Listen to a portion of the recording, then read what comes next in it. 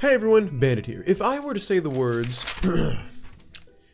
Yahoo or Let's a go to you, would that remind you of anybody in particular? No? Well, no worries, it's just that there's this video game character named Mario, or Mario more specifically, who's known for saying those exact words.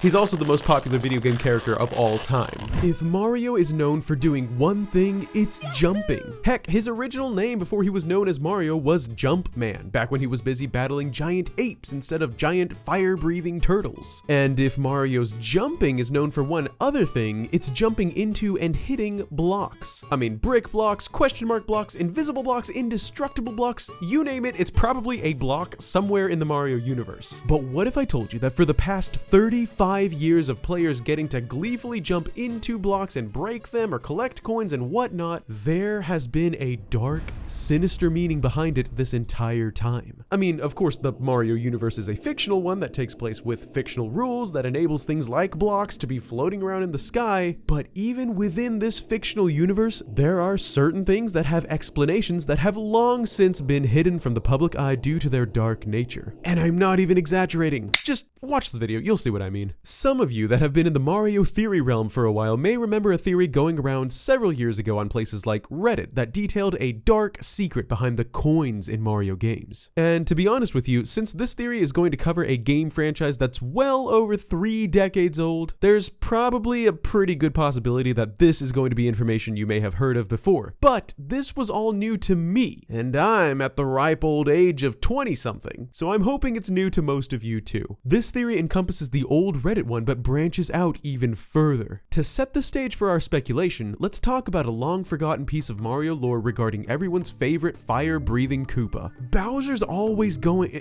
Nope, not that Bowser, the other Bowser.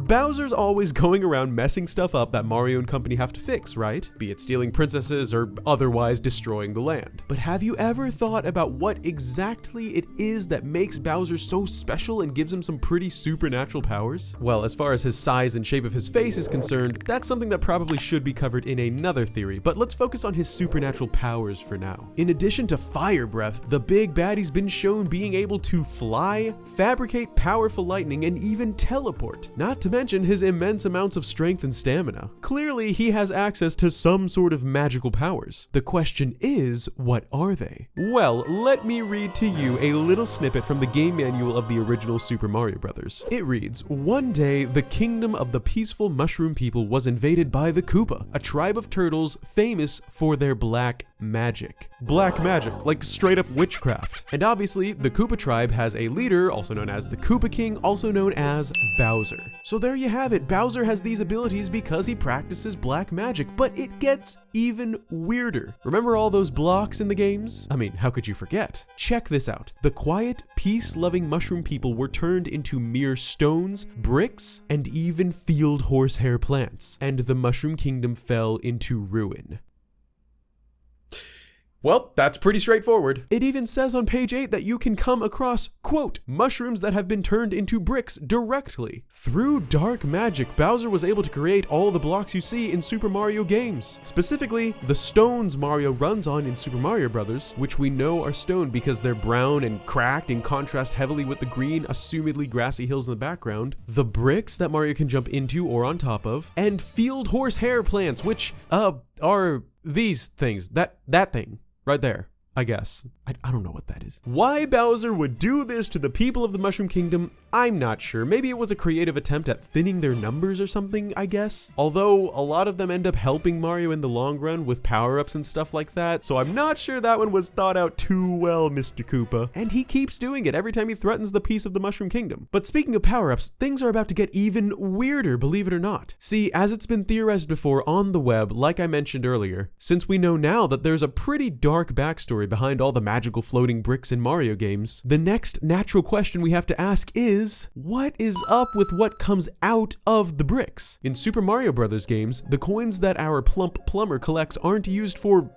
buying stuff or anything like that. I mean, it's not like anyone uses coins for currency anyway, but what they are used for instead now has much darker implications. See, in Super Mario Bros. Games, which are the side-scrolling platforming games based off of the original Mario, coins are collected for one thing and one thing only 1-ups and score, but nobody cares about that. The coins give Mario an extra life or 1-up when he collects 100 of them. Oh, what a nice innocent game mechanic, said the viewer, but it's not actually, retorted Bandit. As the aforementioned old Reddit theory insinuated, because coins strangely give Mario life, and because they refill his life meter in the Super Mario games like Mario 64, Sunshine, and Galaxy, what if these coins, which come from bricks, also known as transformed mushroom people, are actually the souls or spirits of said mushroom people? I mean, why else would the coins disappear on impact with Mario and then either heal him when he's damaged or add to his life count in total? The old Reddit theory proves this coin soul connection further by talking about the Fire Flower, which is probably Mario's most famous power-up besides the Superstar. See, when you kill an enemy normally by jumping on top of their head, they just die and give you a certain amount of points for your score at the end of the level. But if you burn one of them to death with a Fire Flower's flame, they yield a coin. This could be because you are completely destroying the enemy's body with fire as opposed to simply, smushing them or hitting them with a shell. The thing is, that's not the only thing that these bricks can produce. They can also sometimes yield the Superstar,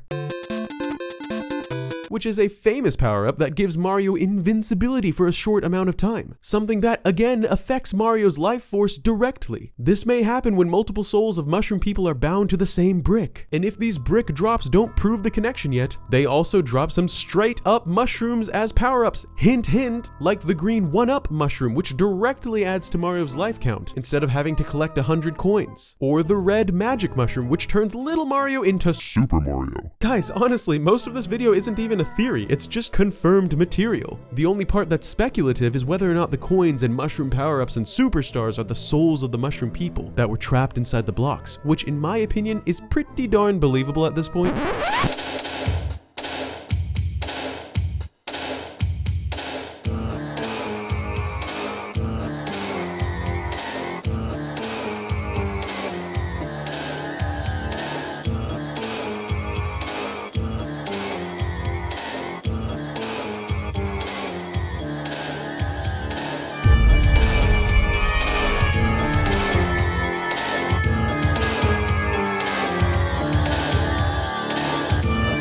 As dark as this cursed mushroom people reality is, it's got a bright side to it at least. See, I think the mushroom people are willingly giving these soul gifts to Mario. Not to sound too depressing, but it's not like they were going anywhere. And this is pretty dark, but I would assume that if I were turned into an immobile brick for the rest of my existence, I would probably be okay with giving up my soul so that the hero of our story could save the world.